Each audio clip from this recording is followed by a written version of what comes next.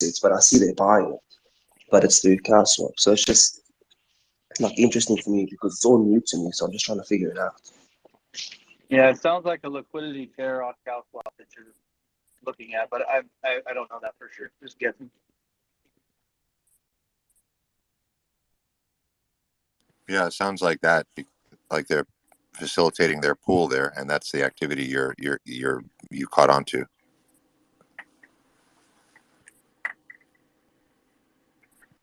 Okay, yeah, no, cool. That makes sense.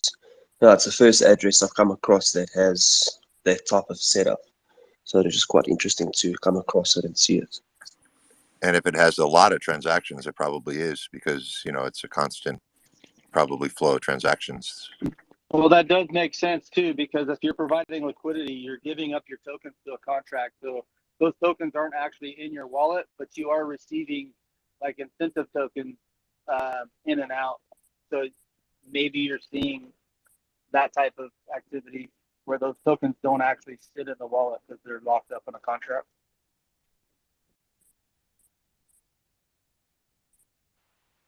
So like I would say 60 days ago there was like 4 ETH put into this wallet. And thereafter it's just car swap transactions. So yeah, it kind of makes sense that they probably set up a bunch of liquidity pools to then win both sides.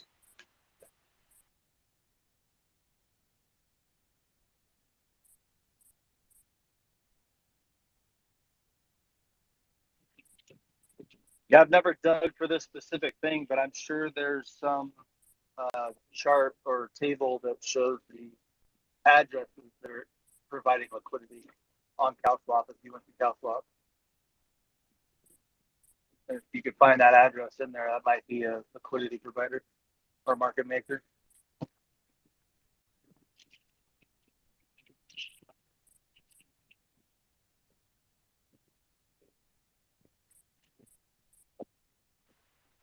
Okay, cool. Yeah, and I'll do that tonight. A little bit of an experiment just to go and try and find it and see. I've never used CarSwap, but I'll go through it and play around and see what I can find. It's quite interesting.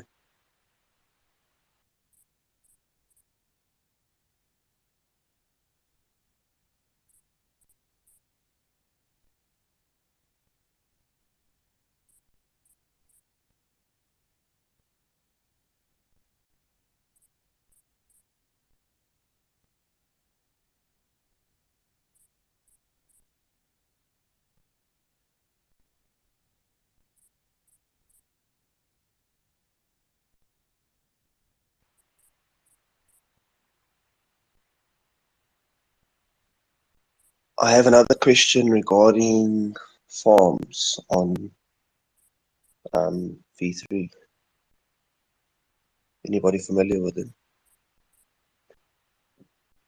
On what on V3? Creating liquidity pool, so like the Pulse and PulseX farm, and then you get the incentive token. Oh yeah, the farming. Gotcha. Yeah, what do you want to know on that? So for argument's sake, if I let's just put 1,000 on each side, 1,000 tokens, and someone bought up the Pulse side, then I would be sitting with 2,000 on the PulseX side. Does that pool just sit there and people just buy in and out of that pool over time, long as I keep it there? Yes. In a nutshell. So if you're providing liquidity, you're going to be in a pool with other people. So you'll be a percentage of that total pool. And as long as people are trading back and forth on an equal level, the price will stay close to the same and you'll continue to earn the fees in the form of the incentive tokens. But yeah, if you have to set a range though, and if you bought up one side to the end of your range, you would end up with 100% of the token that nobody wanted in that moment, and those would actually get kicked back out to your wallet. So you'd have to re-enter the pool with more USDC or whatever the other asset is that you're using, and to get back in. And that's what they call impermanent loss, is because you usually end up with a token that's worth less. But if you think that that pair will change and come back together, back into your range, you can buy back later into the liquidity pool and actually get more tokens out of it that way. There's some strategies around liquidity providing And it's only in permanent loss if you take the loss.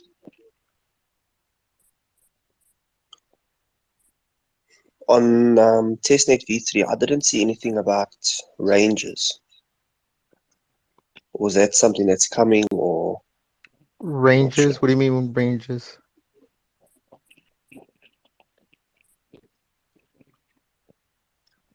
Yeah, I don't know on PulseX. I said the ranges, that's based on what Uniswap, how you set up liquidity in Uniswap right now. You set a range of when the token's trading within that price range is when you're making fees. When it goes outside of that range is when you can get kicked back. But I have not seen that on PulseX. You're right. So what happens on PulseX is you provide liquidity to both sides. It's a V2 pool. And then you provide both tokens equivalent to the ratio that is there. And you end up with a receipt token. And then you take that receipt token to the farming pool and you stake it. And when you stake that receipt token, you end up with the INC tokens, incentive token, as your reward.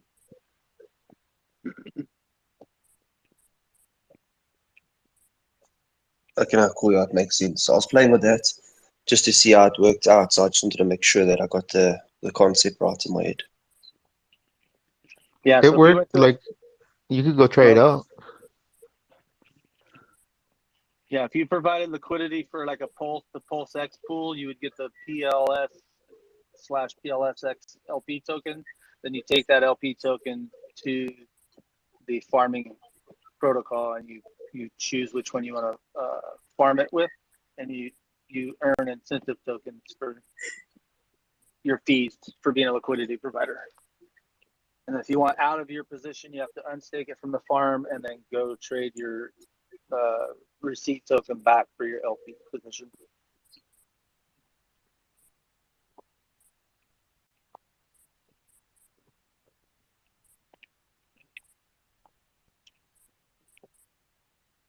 Okay, no, perfect. So anytime technically you lose, if you decide you've lost yourself, depending what token you end up with. But if it's like a long-term thing, it might be okay then for you to, well, I want to play with it, so I'm not going to take my whole bag and put it in there, but it's just for interest's sake, just to understand it better. Yeah, I mean, I know there's some more features that aren't on PulseX right now that they're supposed to update, and I think those might come when the V2B gets wiped out, which is, I don't know, another 36 hours from now. And then the bridge, and there's a few more things on testnet I'd like to see before all this goes live.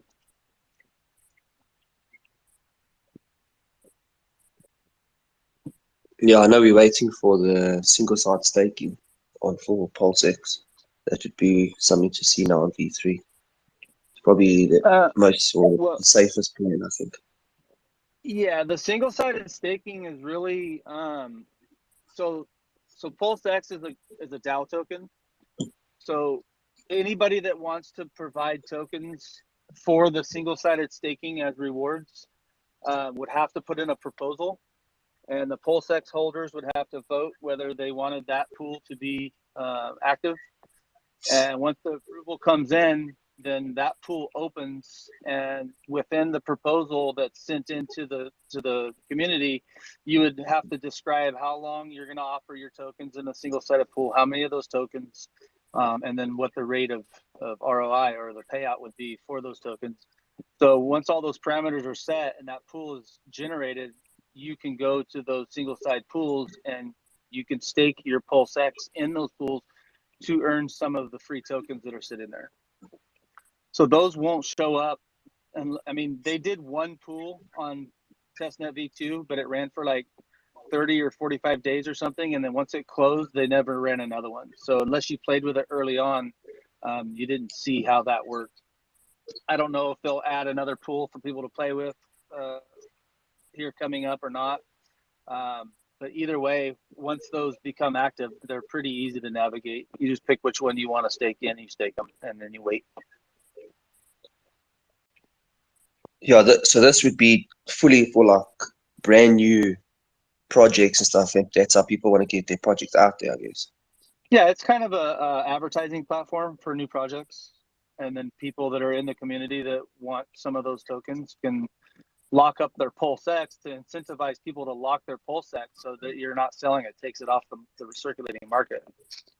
Right, so you get these free tokens that you want just by holding on and staking your X or PulseX.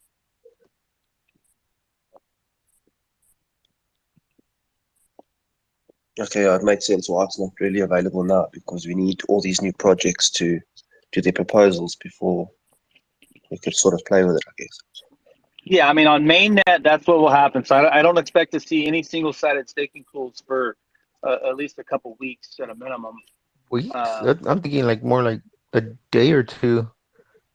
Depends on how long it takes for those proposals to become public. To get approved, yeah. Yeah. And I don't know, nobody knows the process of the proposals yet, that kind of stuff. So I don't know. Maybe it's a couple days, maybe it's a couple weeks, maybe it's a couple months, but they won't be available on day one. Let's just put it that way.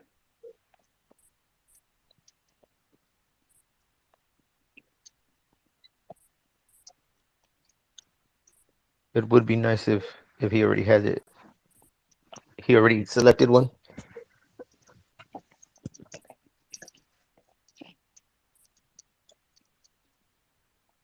I think that will save a lot of people from himself. So if it was available, you would lock up your PulseX before you do some crazy swaps or, play around too much.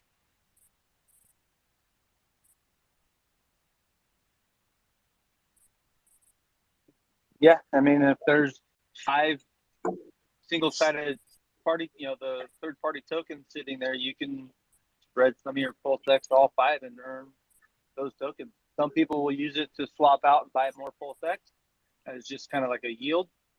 And some people just want those new tokens and will hold on to them for that project, see what they got going on and if it pans out or not. So it's just game theory. Everybody has their own personal flavor.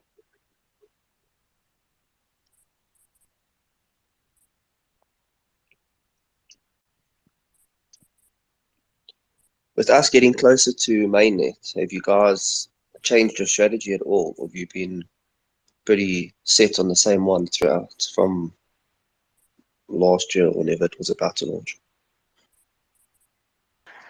There's been changes. And hello, everyone, and thank you, Richard and his team. What's up, D? Yeah, strategies is a tough one to talk about because everybody's situation is different, so everybody's strategy is different, and you have certain things or you don't have certain things that you want. So every single person has a different strategy in this room. My strategy I wrote down over a year ago, and I've tweaked it a couple times as new things develop and change. And yeah, it's pretty solid though for personal situation.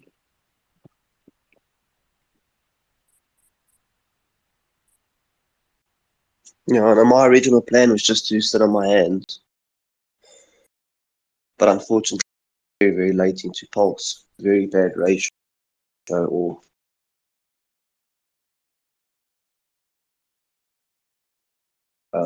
reward. So I'd like to get more, but yeah, I'll probably wait to trade. But hey, I can tell you guys one thing. While the garden is closed, everything is at value 0. So if that is at value 0, ratios come in. So it's non-taxable.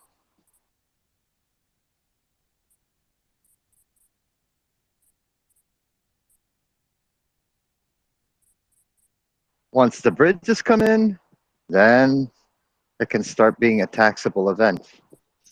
Presumably. Presumably, I think. I don't know. Yeah, that's a bit of a tough one from where I'm from. Well, all the research I've done, it's going to go against, no matter what, it's going to go against capital gains. So No capital gains if there's no price.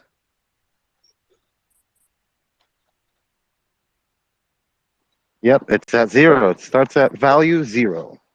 And then once it's some value is bridged into the Pulse network, then it starts having some type of value.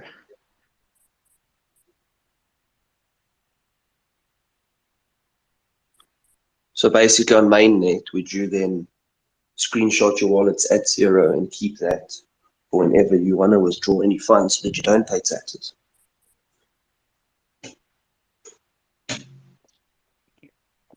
Now, what he's saying is that if you swap, so in a lot of jurisdictions, if you looking for another token that you made a gain on, even though you might have swapped it and it's still tied up as an asset in a different entity, that you would have to pay capital gains on the token. So if you swap on Pulsechain before there's an actual dollar value, there's no increase in price or decrease in price. There's only a change in ratios. So you technically, on a technicality, your 0 for 0 trade has no tax implications. However, I think the governments and the IRS are becoming savvy to these kinds of things, and I think they are going to mark the first moment it had a price as the price that you got it for. But that'll be told later on as time goes, and these cocksuckers start changing laws to benefit themselves. J Money, I think they're still gonna push for certain situations that it was an ICO. It's not a sacrifice. And then it depends on every person's lawyer to know the language to use with the judge. And then DMF, this zero price tax-free shit doesn't apply to us. When that money, the benefit, when you sell your asset and it ends up in your bank account, you have to pay tax for it. Peer-to-peer, you don't have to. No. For us it's different. We are in Europe. That money, he has to, what do you call it? He has to prove, or we have to prove that money, how we got that money in our account. Once you show that you made that money from, trading crypto or whatever, you have to pay tax for that amount of money. So it doesn't apply. That's why I'm leaving Sweden. I don't want to pay tax on my No, crypto don't gains. go. No, I'm leaving doesn't mean that I'm not coming back. This is my home. But I'm like, I want to settle somewhere else where it's tax-free, cash out my money, start to invest my money, then come back. Is Portugal still tax-free, or was it in January started this It taxation thing? is. But there was some kind of rumors that they wanted to think about it, but then they changed the plans. But it is like, so far it is tax-free. It's tax-friendly. Yeah, tax heaven, we call it. But in case something, if they change the rule, I will change my destination. I will go to United Arab Emirates. I'll go to Saudi Arabia. Yeah, I'll go there too. I invest my money, buy a real estate, and if I don't like to live there, I will rent oil. I will rent out my open an apartment oil or house and live wherever I want. rig.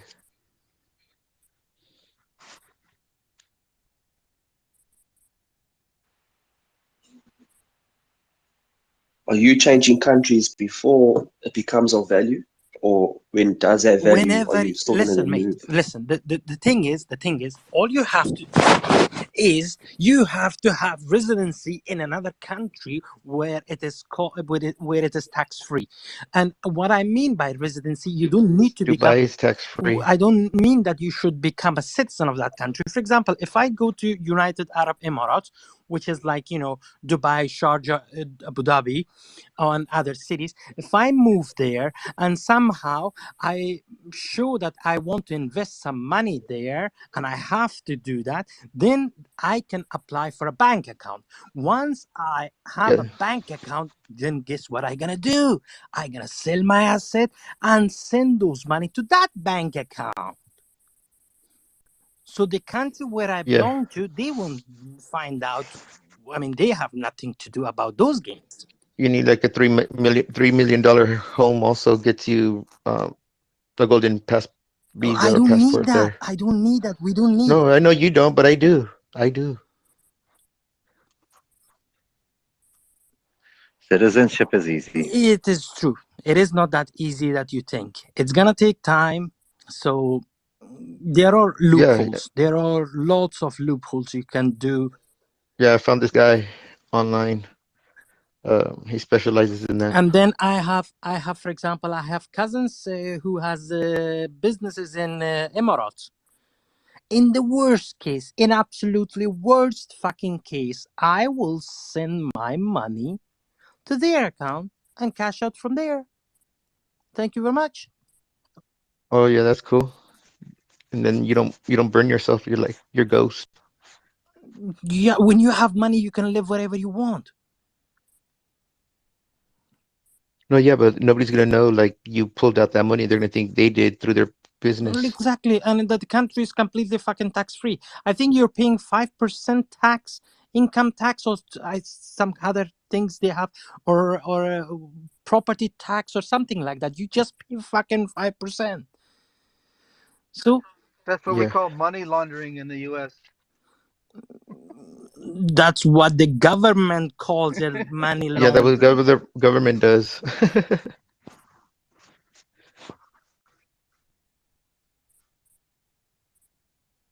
The normal guy, it's considering surviving. No, I'm not gonna say anymore because it's How being is it recorded. money laundering? How is it money laundering if I'm legitly gonna be able to be in Dubai with a golden visa? It's a legit. Don't they say that? Don't many people say that crypto's crap and is a piece of shit and it's not even money? But they still try to tax on it.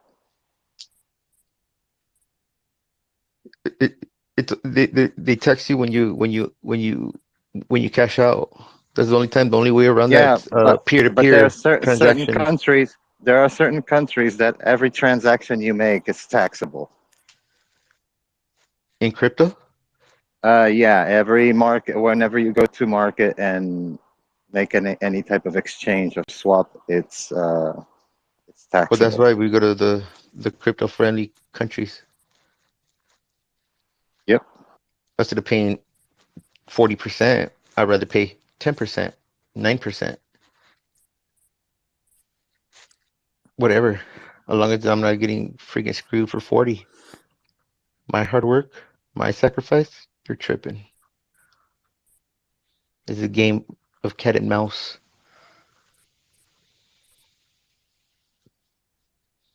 But the way around that is just peer to peer, right? Like I have a nice house, you got the money, you got the crypto I want. Here you go. for some people who have listened to what I have said has thought about all these loopholes. The worst part is if you don't have money to invest in that country. I mean, if your money is locked in your crypto, they don't give a shit about it. You can show your fucking wallet with $1 trillion. They don't give a fuck. They want to see that money in a bank account. What if I show them oil? Would they accept that? What kind of fucking question is that? In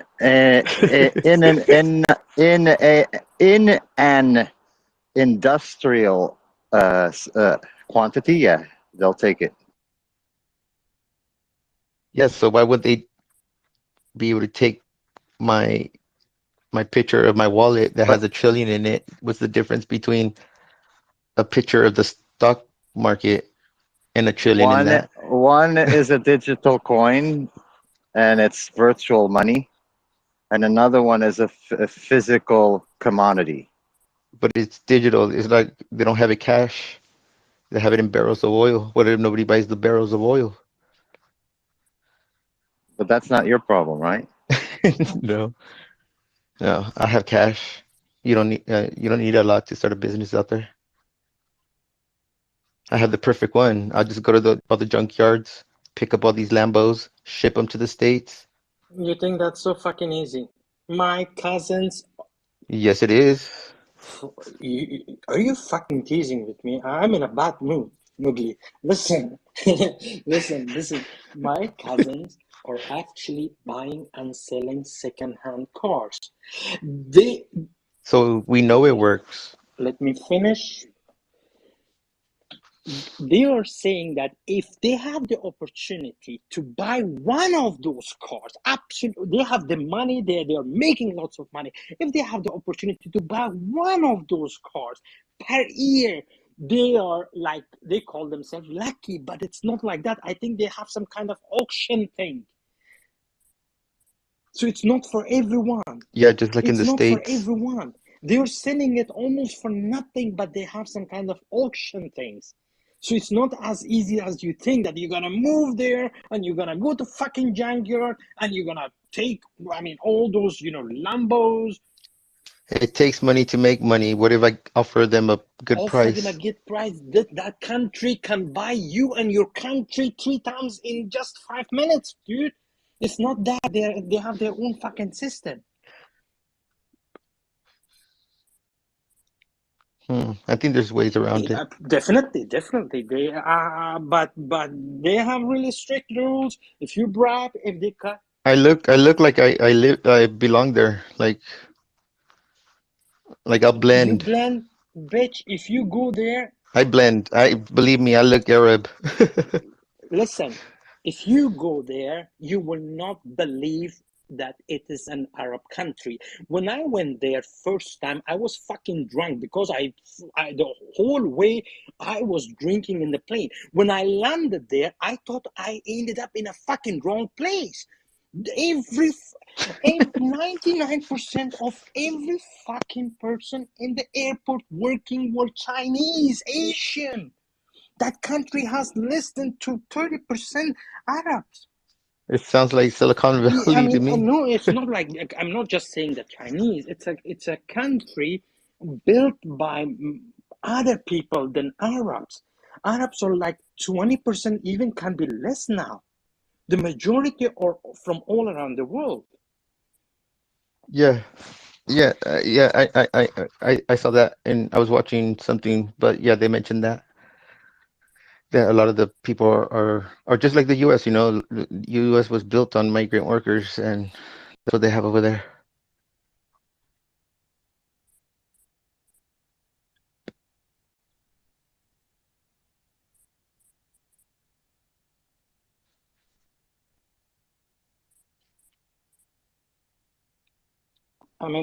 For those people who started to think about all these loopholes, I just mentioned 2 countries. There are many other countries in South America which are like tax haven. So there are lots of opportunities. Don't rush. Wait until you make money. Once it's time to cash out, then start to do some research. Also, I think over there in like French Polynesia, also tax like friendly, crypto friendly. Over there where Bitcoin Island's at. Well, it depends on their rules and regulations. Like I said, for example, if you move, you have to invest something between 275 to 300,000 euro.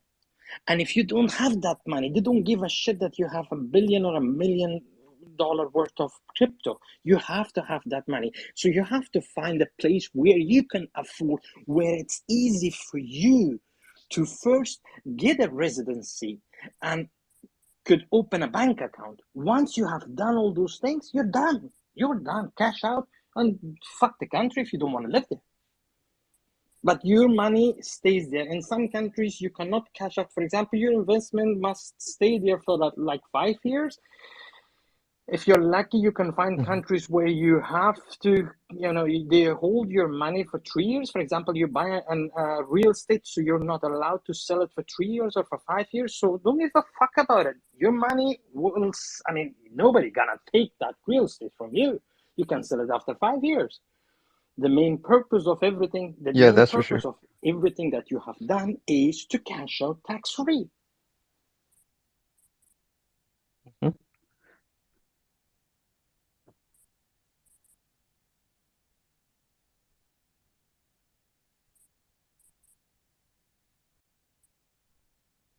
But yeah, if it's not Portugal, I'll probably end up going to like Dubai or some shit.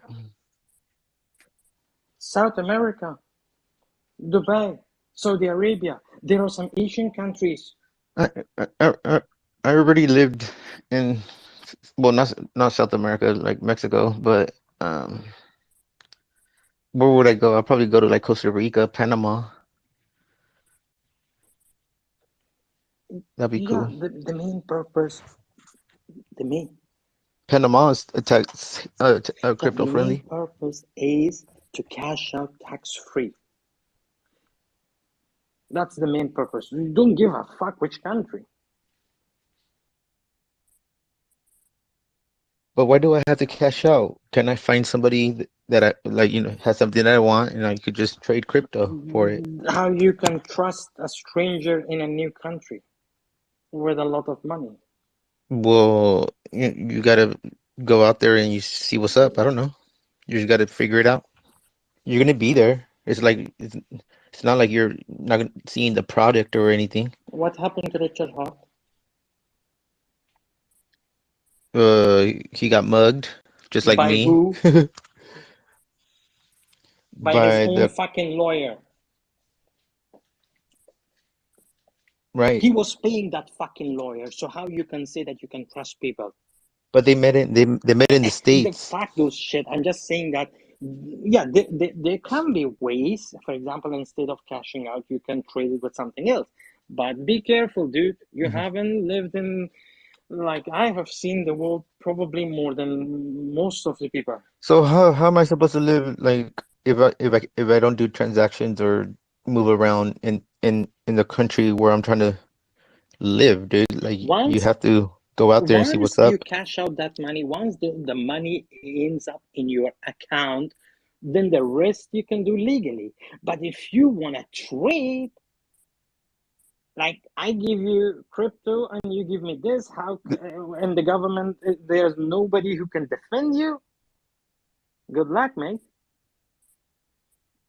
Well, I'm pretty sure there's ways around that. Like, you could use an mediator, right? Like, you could. Definitely, I'm not saying that it's you might be scammed or get scammed. I'm not saying that, but you have to think about all those risks. Well, yeah, but like if I'm trying to buy property or something, I'm gonna be in the country looking at the property. It's not like I'm doing it from my Yeah, laptop that's a over safe here. trade. That's a safe trade. You're cashing out your Yeah. crypto. Now you have money in your account and you're investing your money in real estate in that country or somewhere else. So that's one of the safest ways. But if you want to, for example, you're coming to me and you're saying that, dude, I'm gonna give you 100 Bitcoin and you have to give me 20 kilo gold. How do you think? How can you trust me to give you 20 kilo gold? Well, you're probably gonna be like a gold dealer or something, right? Like, I'm not gonna like Dude, I'm gonna fucking shoot you bump into in the you in the head, middle of the take street. your fucking Bitcoin, and thank you very much, goodbye. I will not even spend Well, in that case, money. I'm gonna live in a No, bubble. I'm just saying that don't take the risky way.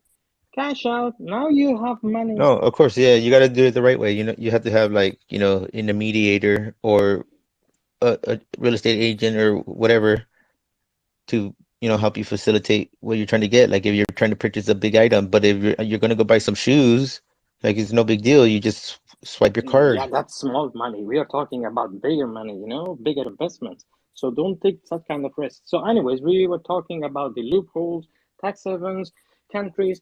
Let's wait until we become millionaires. Well, it's inevitable, right?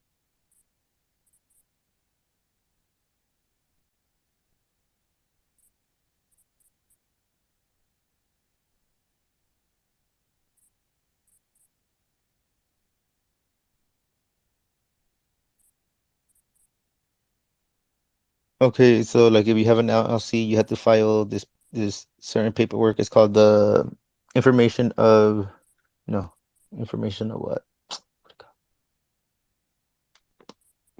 It costs $25 opposed to 100 and something.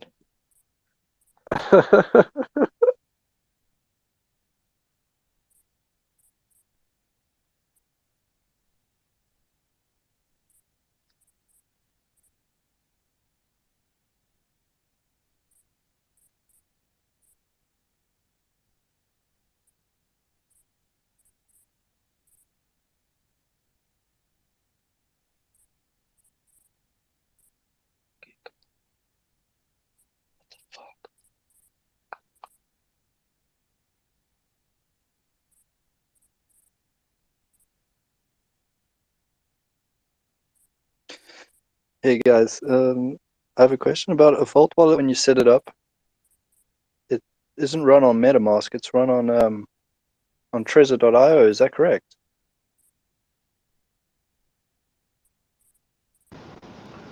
The firmware is and all that is coming from the hard wallet's website. Yes, and it is not on MetaMask. You use MetaMask with it. Have you set one up yet?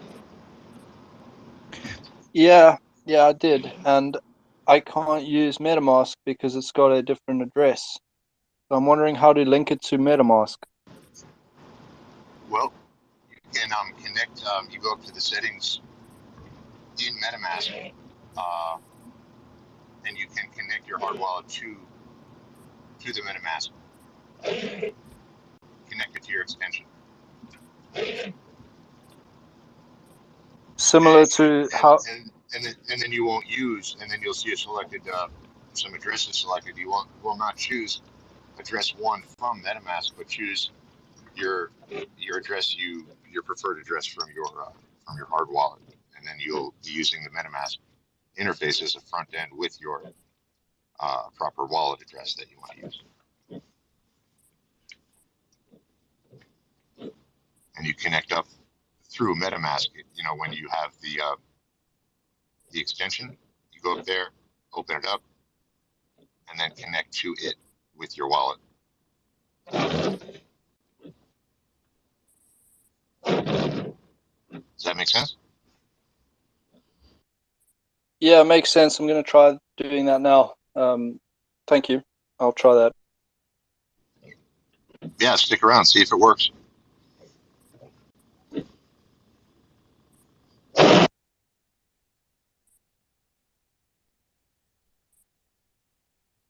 The statement of information, when you do your LLC, you got to file a statement of information, and it costs $25. Actually, $20, $20. Yeah, opposed to paying 100 and something is $20. So you could do it yourself.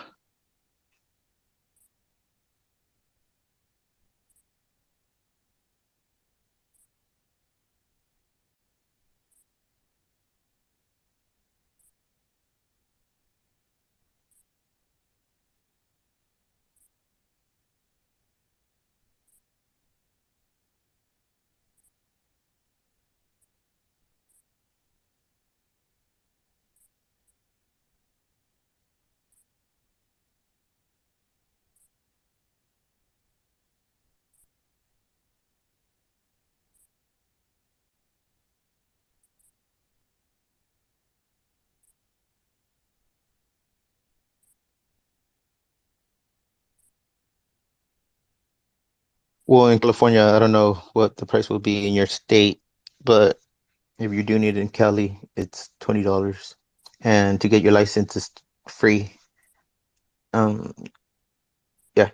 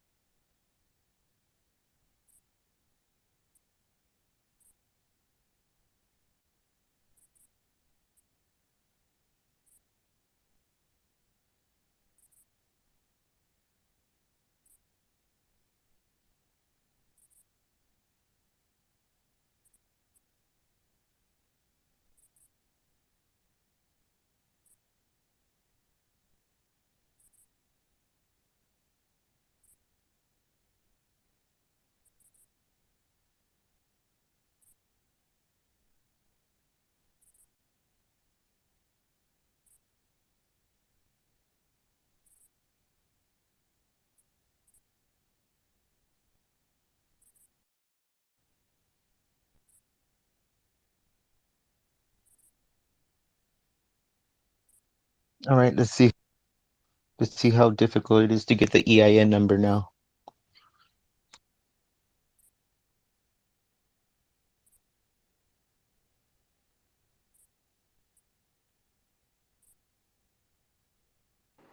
Good day, afternoon, night, whatever you are, wherever you are. What is the DNI number? Or is it like a new NFT? OMG. Okay. UFO, that's a EIN number is an American tax identification number for individual and business. Oh, okay. Because in Spain where I live, the DNI is the national number for the people who are yes, and then there is the NIE for foreigners to do the same stuff as you just explained. Thank you. Oh, that's cool. Is it free? Yes, it takes some time. Some people it takes 3 months. If you read the laws and bring all the stuff that you need for it, it takes 20 minutes at the National Police. You have to just get to see Taha like a I don't know, an appointment, and you just put out all your stuff, and they will make it, send it, and you get it. You said where? The police station?